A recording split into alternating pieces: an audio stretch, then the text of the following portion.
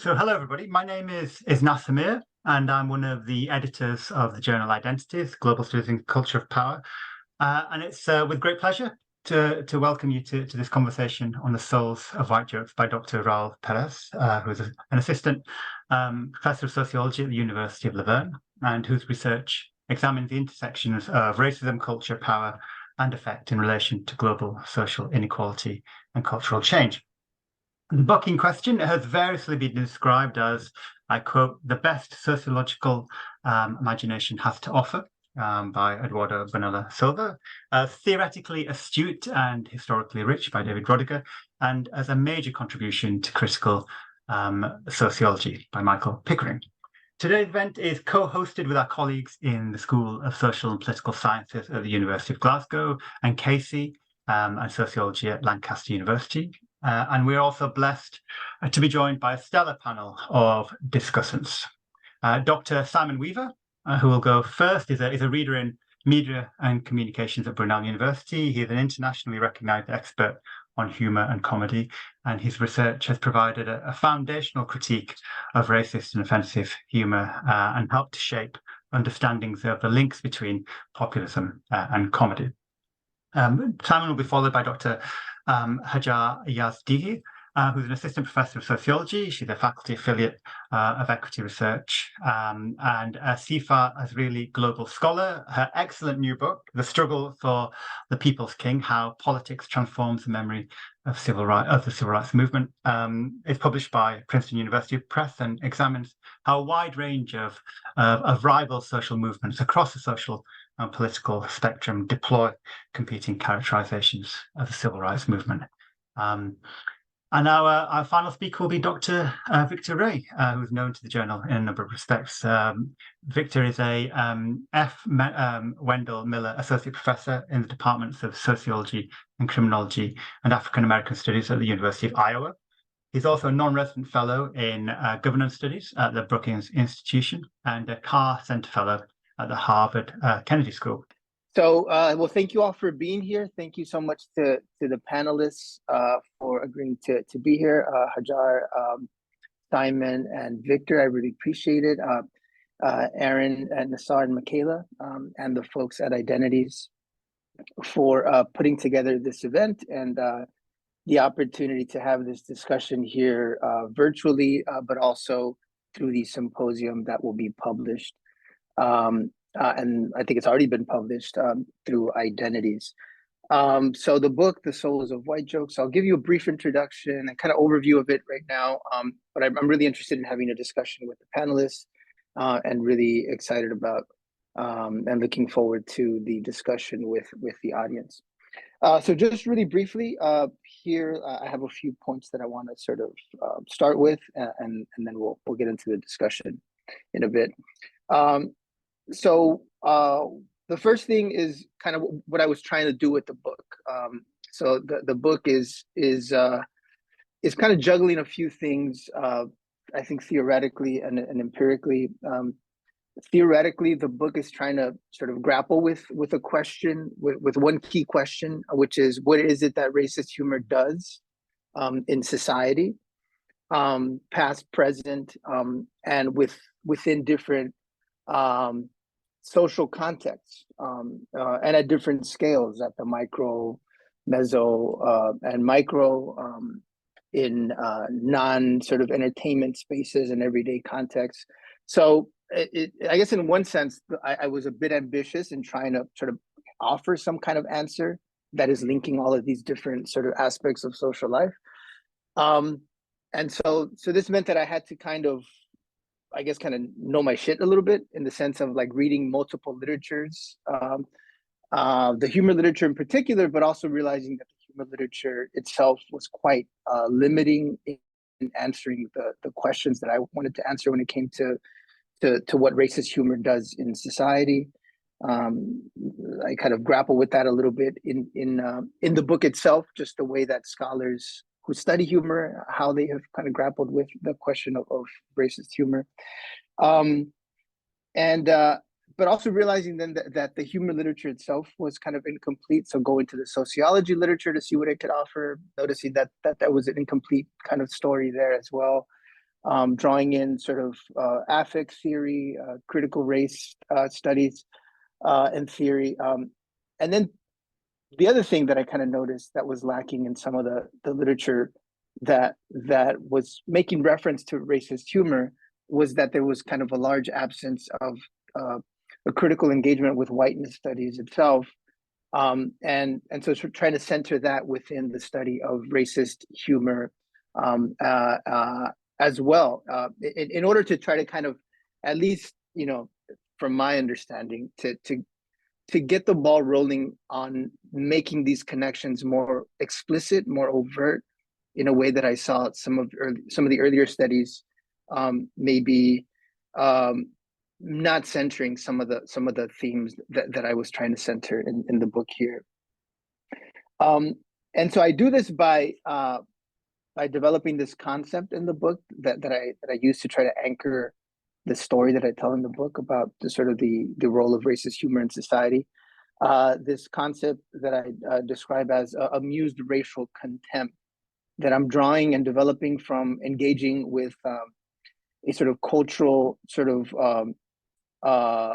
studies approach, in a sense, to Du Bois, engaging Du Bois with the question of not only sort of race and racism and whiteness, but also how Du Bois could be used for a sort of sociology of culture, to understand questions of culture and identity, power, the reproduction of ideologies, and noticing that Du Bois sometimes doesn't make those kinds of interventions in the study of culture, at least the way that Du Bois is drawn in more recently, at least in American sociology, into questions of sort of race and racism, and trying to figure out how to do that, especially at a moment where Du Bois is getting, it seems, finally his much overdue acceptance more broadly into the field. And rereading Du Bois and realizing that actually Du Bois has quite a bit to offer a study, not only of culture itself, but also to humor, and realizing that I could sort of weave a theoretical thread here. And so this idea of amused racial contempt is a concept that I'm in a sense drawing on and borrowing from Du Bois, who uses the phrase amused contempt in his classic passage on double consciousness, in his book on the souls of Black folk, where he uses the term descriptively, not theoretically, but for me, I saw it as an opportunity to think theoretically and conceptually about this phrase that Du Bois kind of includes in his description of double consciousness, as a way to think about what it is that racist humor is doing more actively, in the way that it's reinforcing and reproducing, on the one hand, a sort of an ideology of race and racism, but also reproducing it affectively through emotions that sort of bring people together and draw these boundaries around who's included.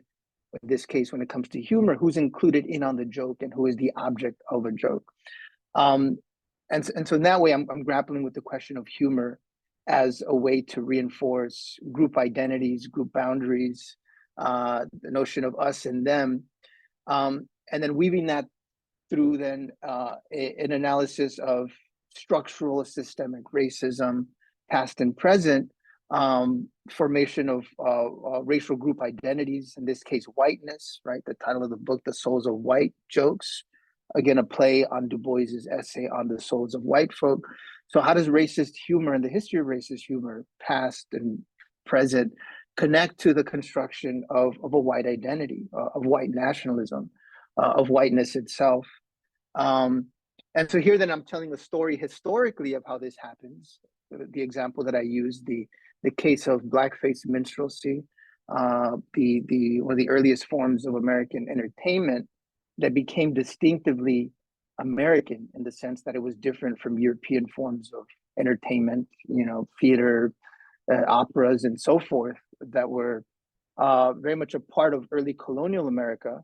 And shortly after the American Revolution, this completely new genre of entertainment emerges here in the American context, which we now know as blackface minstrelsy, which was about carving out a new form of entertainment via the formation of not only blackness but also of whiteness itself, sharing a joke among whites who were not readily identified as white in early colonial America, fractured through ethnicity, religion, emerging nationalities, but also and especially through class boundaries between sort of landowning and factory owning whites and the vast majority of whites who were working classes.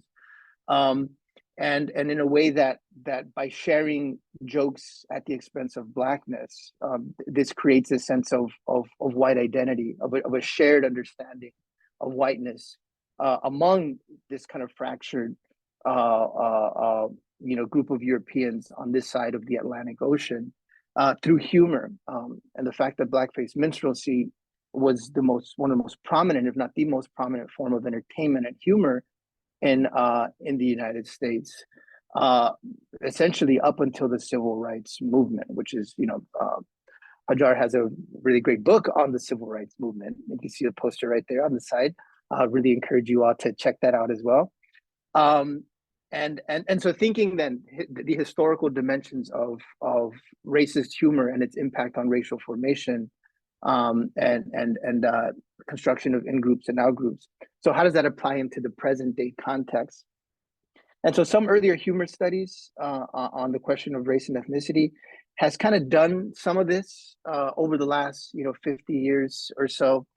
But there's kind of a story that I saw persistent in the study of humor, race, and identity over the last 50 years, with few exceptions, I would say, which has been to tell a story about the way that the underdogs, right, the oppressed, the marginalized, have kind of used humor and wielded it in a sense of kind of, what's described often in humor literature as punching up against sort of the establishment, punching up against sort of power structures, as a way to sort of carve out identities within sort of marginalized groups as forms of resistance. And those are, I think, those are powerful ways of understanding how humor can be used as a sort of a tool of resistance. But I saw that hand kind of being overplayed in the humor literature a bit, in a moment where at least I was beginning to witness the way that humor could be wielded still consistently in a form of domination, in a form of constructing identities, not just from below or at the margins, but among those who claim to be at the center of society, right? So how does racist humor continue to be used in the service of white nationalism, of notions of Western superiority and hegemony, both here in the United States, but also in a global context? So paying attention to these debates through humor, it's something that I noticed at least within the last decade and a half or two. In my response in the symposium to the book, I kind of open up with a story of thinking about some of the early examples that made me think about the way that humor is connected to these themes. And for me, part of that happens in the early 2000s with European cartoonists depicting the Prophet Muhammad as a terrorist, and the sort of global sort of debate, protest, and sort of discontent that this contributes to. You can imagine by Muslims all over the world who are like, well, we don't like being the butt of your jokes and depicting our religious leader as a terrorist, as a means of your entertainment. And as an undergraduate student at the University of California, Irvine, with one of the largest, if not the largest, Muslim student populations, I saw that sort of debate happening in real time, and the protests and the sort of confrontation that's happening there. And so thinking through then these dimensions and how does that connect into the present, I really wanted to understand how that is playing out in the present context. and really paying close attention then to the role of humor, of constructing in-group, out-group, in different social contexts. In the book, I focus on the far right. How does the far right weaponize humor as a way to construct these in-group, out-groups? How do police officers use racist humor to construct notions of acceptable uses of policing against racialized groups, especially when wielding violence? And then in the political arena, so how do political elites use racist humor to construct notions of appropriate citizenship and governance, and who should be able to lead the society, and who should not. So anyway, so these are some themes that I hope we're able to discuss some more today, and I'll stop right there so that other folks can chime in, and I'm looking forward to your comments. Thank you.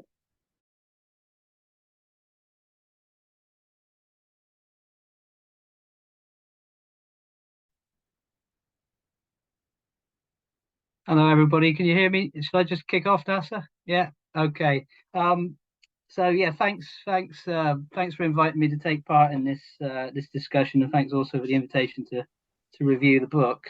So I'm going to talk a little bit about humorous studies, a little bit about sort of the place of racist humor in academic discussion. There seems the two strands that emerge from Raúl's just talked about, that I'd like to pick up on, and a strand that's exists in the other reviews. The first is biography.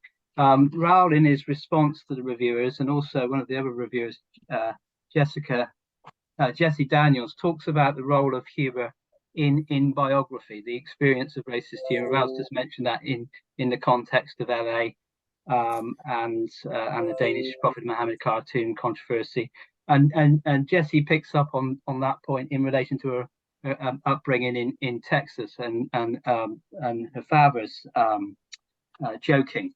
I think I think most of us can relate to that experience, whether it's as a hearer of that type of joking, or as a victim of it. And certainly growing up, I grew up in rural Somerset in the late 70s, early 80s. And in a community that was predominantly white. And I'd say that racist jokes were probably more, the experience of hearing racist jokes was more common than meeting people from racial or ethnic minority groups. So humor's there in our understanding of racism and its processes, but it's received so little attention in the academic community that I think a book like Raúl's is a really fantastic contribution. It's taken until 2022. It's taken until 2022 for a full-length, book-length study of sociological study of racist humor in the US to be published. Now that's quite amazing when we think about the role of humor in everyday life, and the frequency with which sort of racist controversies happen in relation to humor. Why has there been that neglect? Why do we experience racist jokes, but there's almost no academic coverage of them? That's an interesting question. The humor studies field for a long time was dominated by scholars of ethnic jokes, and Raúl critiques them quite fantastically in the book. But there's more than that. There's more simply the parochial field of humor studies that we belong to. The sociology of race, ethnicity, and racism has paid practically no attention to this subject. I started my PhD just at the end of the last century, and at that point it was pretty much impossible to find any contemporary publications on racist humor. Michael Billig published Laughter and Ridicule in 2005. I believe it was 2005. He had a couple of articles on humor and the Ku Klux Klan before that point, in the early 2000s. They were incredibly important for me at that time, just being able to sort of think about humor and theorize it through an established scholar. There was nothing. Lockyer and Pickning's text Beyond the Joke was also published in 2005. Very little material. would trawl through the sociology of race and ethnicity, racism, and find footnotes. Raúl talks about the footnotes in his book, footnotes on joking, no serious coverage. Why does this issue exist? And it's improving. We've certainly got more now. It's improving. We've got more publications. It's probably got something to do with the nature of academia. I think the arts and humanities. I think scholars in the arts and humanities tend to study things that they're interested in. If I can caricature them at all, within the social sciences, maybe there's a sort of 20th century rigid seriousness that inflicts sociology. I don't know. I'm not sure exactly, but I think it could be something to do with that. It could be an obsession with seriousness. So this for me, this is a welcome text. Have I got a few minutes left, Nasar? Okay. In my review, I pick on a few of the theorists that Raúl critiques, and because people tend to write about humor, racist humor, through this very brief kind of footnote technique. Some of the ideas that get propagated by very well-known scholars are deeply problematic. So Raúl sort of offers a theory of effect through amused racial contempt. It's a fantastic addition to our theoretical repertoire. Most of the effect studies that have talked about humor sort of go through Jacques Derrida or Georges Patil, and they're very postmodern. There's this celebratory of humor. They see humor as broadly a form of liberation, and they've got real no conceptual value for critiquing forms of humor that encourage or impact on inequalities. So I welcome the addition of the move towards effect in this work, because the field's so sparse. There's a lot of work to be done, and marrying discourse studies with effect studies is a really important thing that we need to do. Raúl gets to grips with Elliot Oring and Christy Davis, the late Christy Davis, the ethnic humor scholars. For them, a joke was just a joke. There was an ignorance of racist humor in their work, and where it was discussed from a conservative, libertarian, free speech perspective, with very little empathy offered in those texts. And he also gets to grips with Slavoj Žižek. We all appreciate Žižek when he does television programs and that sort of thing. But there's an example in Žižek's work where he talks about a hypothetical joke between an Indian and African American as a way of resolving racism. It's the positive back and forth between minority racial groups as a way of resolving and dealing with racism. Again, it's pretty weak theory. But the worrying thing is the critical Marxist psychoanalyst, theorist of freedom and liberation from the big other, etc., it aligns himself with the conservative right on this particular issue. So those are some of the struggles I think that critical humor scholars face. We don't necessarily find too much support from the progressive left, and the conservative right are also not much use for us. I'm going to stop there and hand over to the other speakers. So much, Simon. That's really helpful. And just for the record, I'm disassociating myself from the Zizek fan club.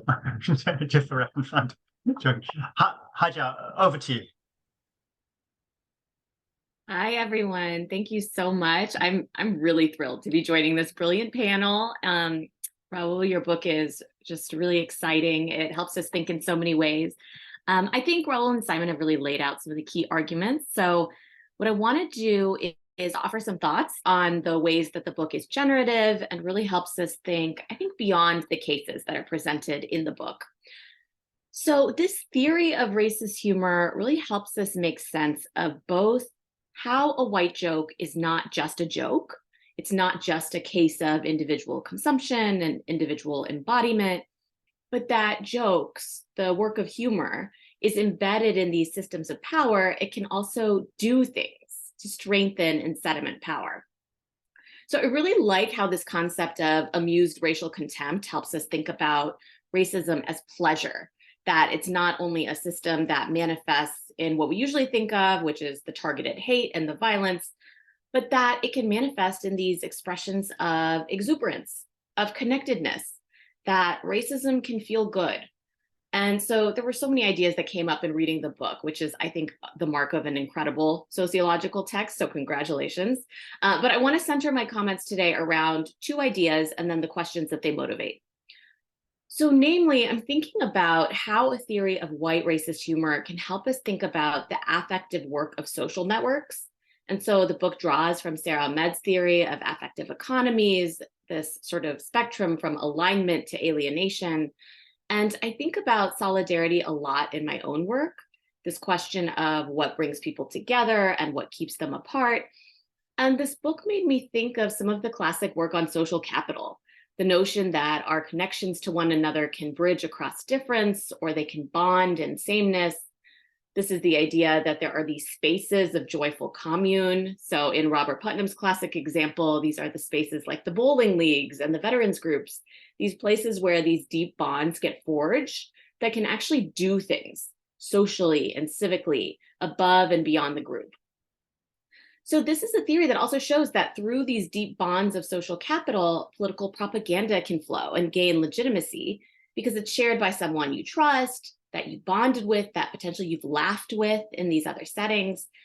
And as in the classic case of Nazi Germany, we've seen that bonding can come to really violent ends. I think this is also evident in the Unite the Right rally in 2017, or the January 6th insurrection, both of which you describe in the book. So thinking about social networks and social capital with a theory of racist humor, I think here we could see humor as this mechanism of racial bonding. But the cases illustrated in the book, the far right forums, the law enforcement organizations, the political discourse, they illustrate how this mechanism of racist humor does different things at the structural, interactional, and embodied level, and that there might be patterns here that future studies may want to pull out. So to bring the threads together, I think, is a way to better understand how racist humor can both reach outward to recruit, to create networks anew, and it can be a glue for existing networks to sediment homophily, to keep organizational members in step. So these distinctions between racist humor as something that's generative, something that creates, or racist humor as intensive, something that strengthens or maintains. And then on the other hand, racist humor as degenerative, as something that destroys. If we think about, the way that racism alienates white people from their own humanity.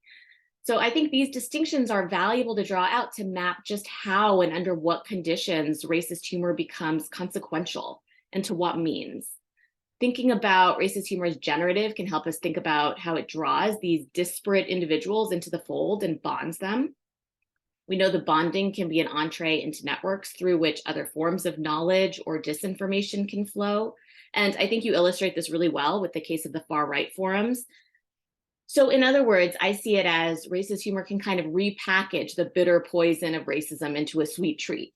It can create that social enclosure through the stuff that forges deep bonds, the sense of generalized trust and reciprocity among the group, a strong sense of identity and protection between us within the walls of this group and them who seek to destroy us.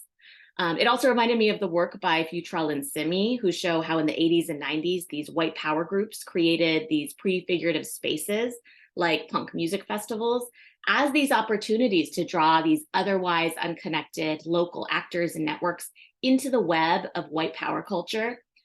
So what forms do these prefigurative spaces take today? White racist humor doesn't just hide in the explicit forms like these right-wing papers and the shock jocks. It also operates through mainstream media. It operates through these self-described independent voices, like Joe Rogan's podcast. These are spaces that claim a kind of both sides stance of occupying common ground, and they attract reactionaries, they attract moderates, even establishment liberals. They grow these massive platforms that coat social commentary and humor.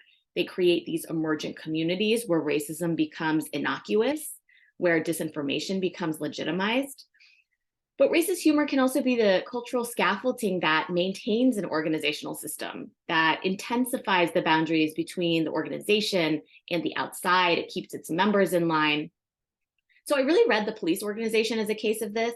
So here, racist humor seemed to operate not only as a means of routinizing the dehumanization of Black and brown people, but also as this valuable form of cultural capital.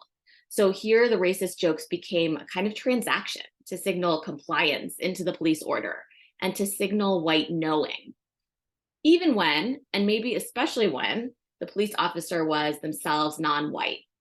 And it strikes me that where racist humor is creating spaces, there's also this self-selection effect where receptive individuals will flock to the racist hive and get bonded there. But in an organization where you're maintaining yourself with racist humor, you may have neutral individuals, you may have oppositional members, but the organizational structure, its norms require that alignment. So they require the expression of amused contempt if they don't laugh. Worse yet, if they express offense, there are actual stakes to their refusal. So how can that help us think not only about how racism gets reproduced structurally, but also how racism is imposed affectively?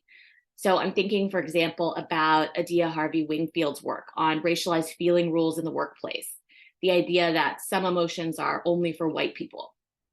So how do the feeling rules of racist humor repress and discredit resistance through this gaslighting, as we saw in so many of the cases in the book? The idea that the individuals simply didn't get the joke, they didn't get the intents of the joke, and that by not getting it, they're providing evidence that they're a cultural outsider in this space, this idea that they're not one of us. It also seems like studying racist humor in organizations, the forms they take, especially through an intersectional lens where humor is also gendered, could be a really generative way to kind of hold the mirror up to the racialized organization's underlying structure and its logics. I really love the Stuart Hall quote from page 42. The point of the joke depends on the existence of racism. So it requires knowing that system through and through. You know, we always say after a good joke, right? It's funny because it's true. So the joke really relies on a belief in its underlying premise, which means that understanding an organization or a group's sense of humor could actually be this analytic tool. It could be a window into their epistemologies and forms of knowing and unknowing. So how does this sense of humor reveal how an organization sees itself, its identity, its work in relationship to the outside world? How does it legitimize its own racial order and its own racial logics? So studying the variation in these affective rule structures across industries or organizations, even across place, I think could be a really useful way to identify these meaningful patterns and also where the cracks may lie in the structure. So this larger question, what does it take to undermine white racist humor? So I think there are a number of really interesting ways that we can really build on Professor Perez's theory of white racist humor, its relationships to the emergence, the distribution, the practice of social bonds and organizations. And I also think more generally that it's a theory that helps us think through something that I've observed in my own work, which is that our present day crises are much less about political polarization than they are about the fragmentation of social reality.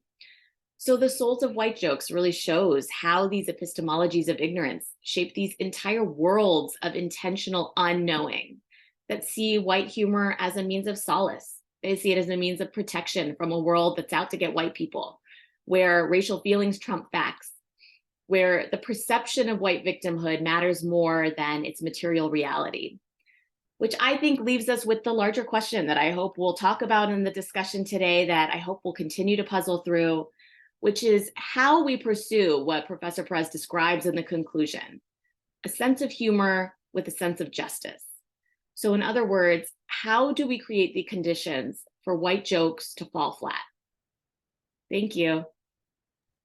Wonderful. Thank you so much, Hajar. Victor, over to you. Thank you. Thank you. It's hard to follow up after Hajar. So I want to thank you all for the invitation, both to participate in this panel and for to respond to Raúl in Identities.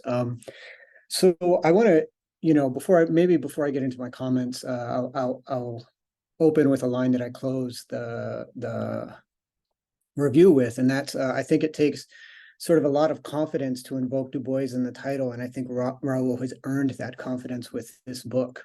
So I want to open the rest of my comments with a joke, a quote unquote joke that stuck with me from Raúl's work, right? And this is a joke that's told by some in the LA Police Department that was revealed following the brutal beating of Rodney King. And the joke is that everyone you kill in the line of duty becomes a slave in the afterlife, right? So this was a joke that LAPD officers told amongst themselves and was revealed after Rodney King. And I open with this line because I think this joke shows a lot of what Raúl is getting at in the book. One thing this joke shows is the sort of officers recognizing the continuity between the racial domination of the plantation and their current role policing Black folks in LA, right? So they recognize this.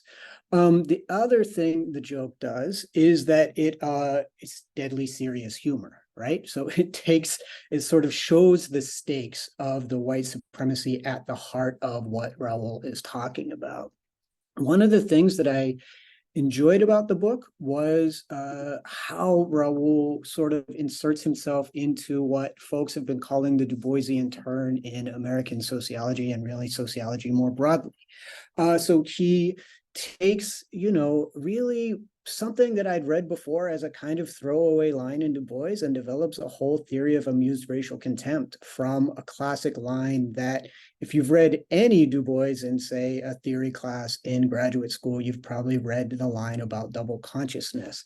So I like this both for what he develops from it, but also as sort of a reminder to graduate students and those of us looking for ways to reinvigorate our scholarship that it's often unmined gems in the classics that we can turn to for insights that carry on. And it's a mark of a sort of profound theorist that you can find that, right?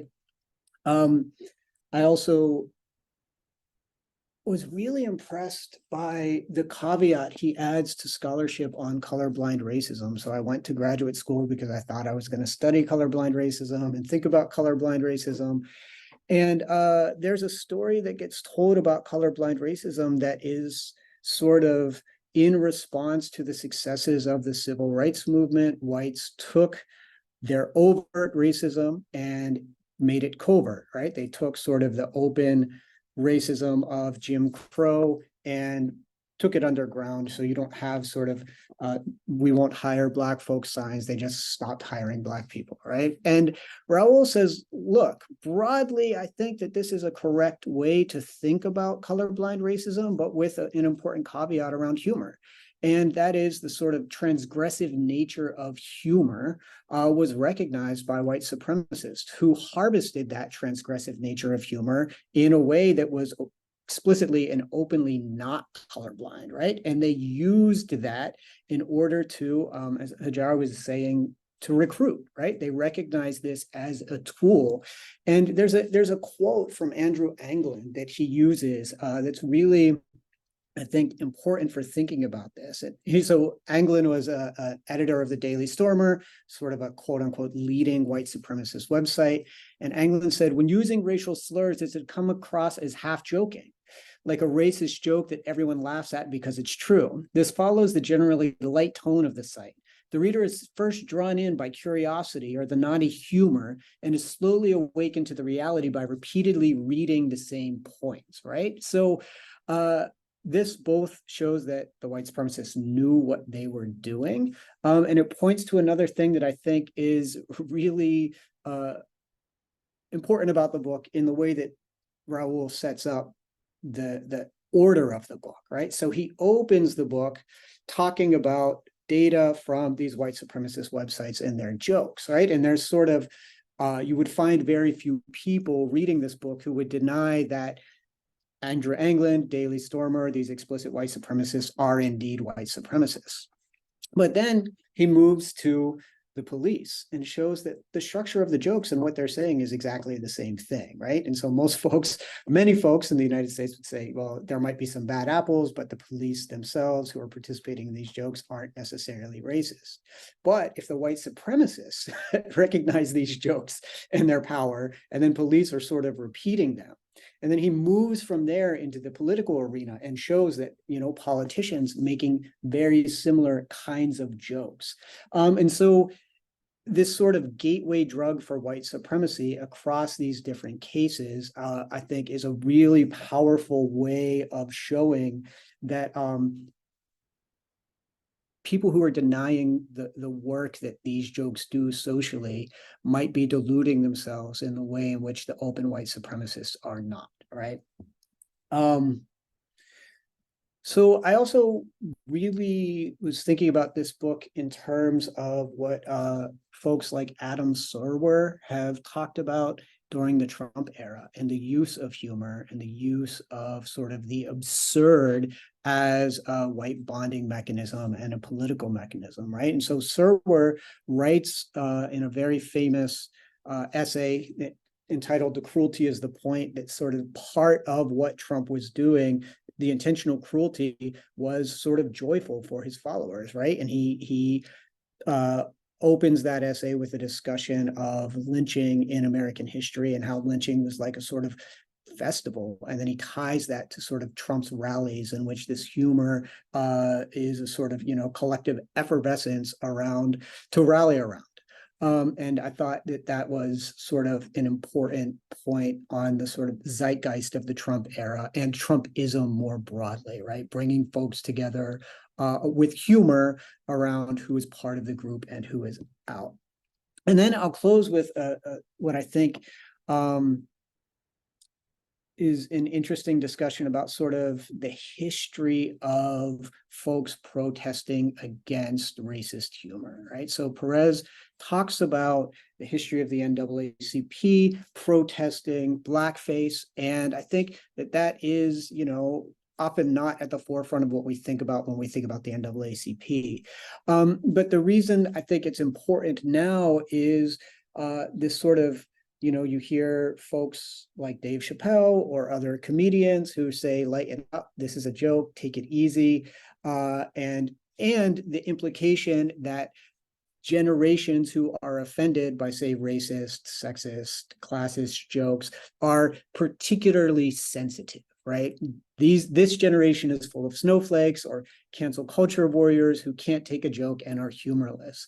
And I think what, Perez shows is that there's a history of people of color recognizing that these jokes are indeed harmful and indeed do place them at sort of bottom of the social hierarchy. And there's a history of resistance to that. So I'll end it there.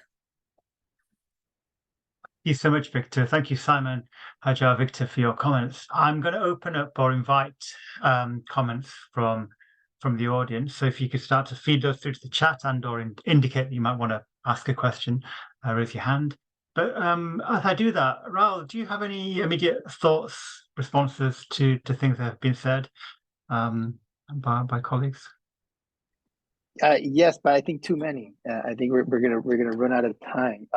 No, this for me has been extremely generative in terms of thinking about new directions to take the work in, but also like reframing some of what I've done. And it's like then thinking about, holy shit, like I wish I would have given my manuscript to like all of you before it was published, because then I could, have even more sort of connections to make here throughout.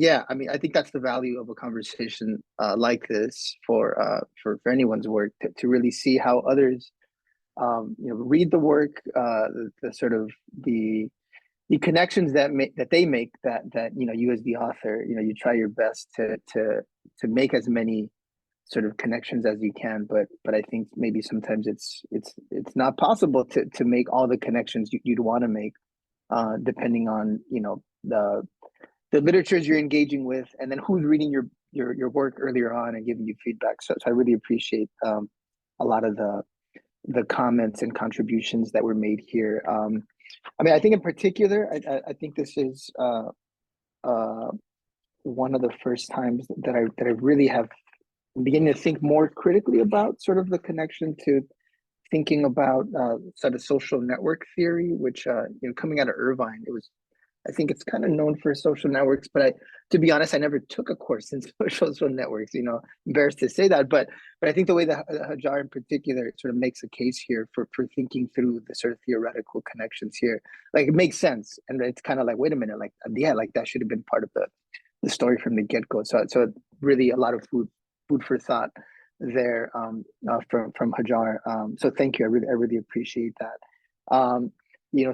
Simon is someone that I've been engaging with the work for quite a while now, and Simon, as you mentioned earlier, in terms of the history of the study of racist humor, there's been a large void, but Simon was really one of the first sociologists, at least within this more recent sort of millennium, whose work has attempted to do that. So Simon's work, was some of the earlier work that I was really gravitating towards in terms of thinking about and taking racist humor seriously, right? And thinking through sort of the discursive and rhetorical ways that racist humor operates, and also being very familiar with the literature himself. I think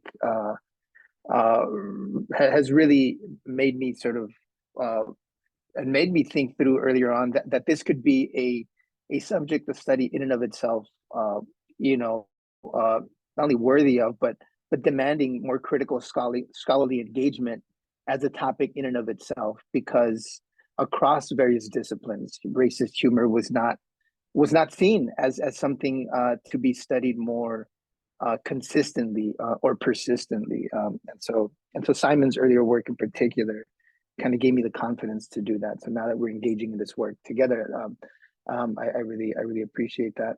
And then Victor's work on racialized organizations, thinking through the way that, how do organizations get racialized? Like how does that happen?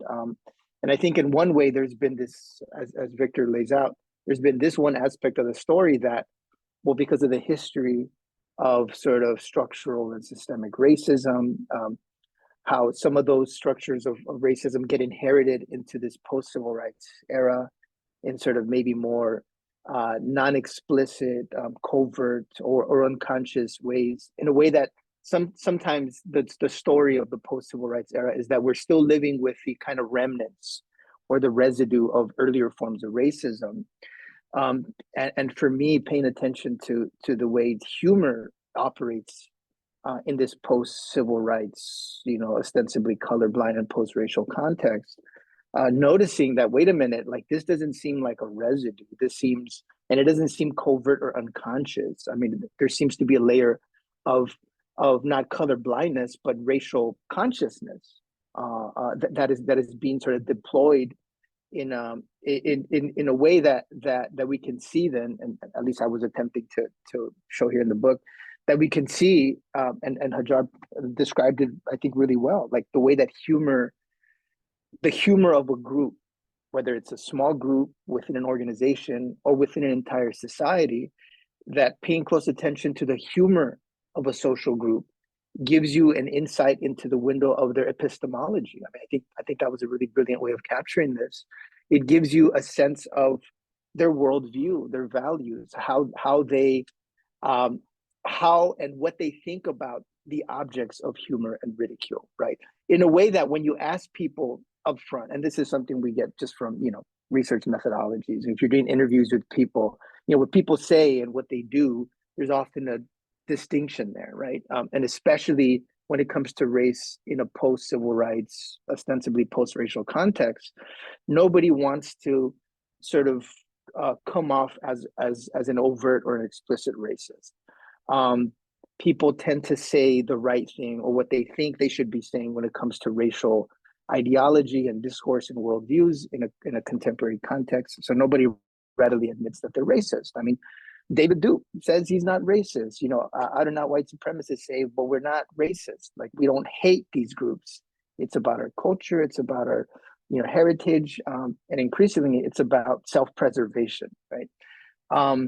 And so I think paying close attention to joking cultures, joking rituals of groups, it really does give an insight into sort of deeper epistemologies and ideologies that people might deny in front stage settings, but that they readily engage in everyday discourse in the backstage, but increasingly in the front stage. So I think, you know, tying this to the present as well, and especially, you know, with another election right around the corner, and, you know, it seems like we might have another Trump presidency.